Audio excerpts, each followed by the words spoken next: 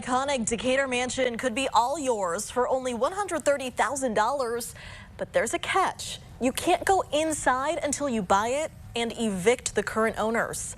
WCI3's Scarlett O'Hara joins us now. Scarlett, the bank wants this home off the books. That's what leaders of a nonprofit called History of the Heartland said after talking to the realtor tasked with selling the property known as Powers Mansion. The group called the legal situation complex and one that draws attention to an issue with property owners across Illinois. This has always been an attractive house and a magnificent house, perhaps the most magnificent in the city. It's been known by admirers in Decatur for more than a century as Powers Mansion, complete with 13 rooms, 7,700 square feet, and an acre of historical significance. I remember growing up as a little kid, I asked my parents, hey, can we go in to see that house? Well, it's on the market, and historians like Brett Robertson say they'd be first in line to buy it for a bargain of $130,000. But you can't judge a deal by its sticker price. If you buy it, you can't go in it till you buy it and that, so it may be in bad shape. We don't know. That's the problem. Nobody knows except the current occupants. Well, I don't know what it looks like now because there's been a lot of young people living in there. The listing was posted by County Line Realty, who hasn't answered our calls. Nonprofit History of the Heartland says they've spoken with the realtor, who says anyone who's interested would have to buy the property before checking out the inside, because the people who live there now won't let anyone in. It's really important that the right owner be found.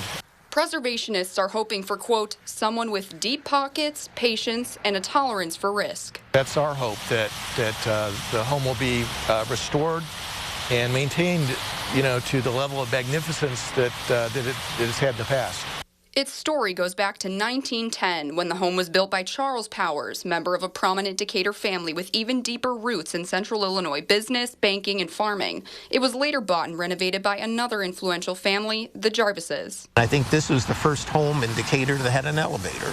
And all these years later, it's still the talk of the town. The Powers Jarvis Mansion, it plays an important part. Because if you're looking at if a house comes up for sale in that area, oh, look at this right across the street.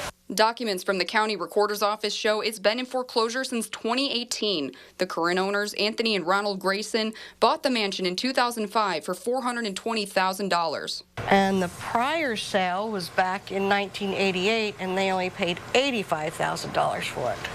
The home has seen its fair share of ups and downs, and although the state of its interior, including a ballroom on the third floor, remains a mystery, historians are waiting for the right buyer to come along and bring it back to its former glory on West Decatur Street. I'd hate to have to pay the power bills in that mansion. I went to the house to talk to the owners today, and before I could introduce myself, a man outside told me he's, quote, not interested, and we have no comment. Back to you. All right, Scarlett, thank you so much.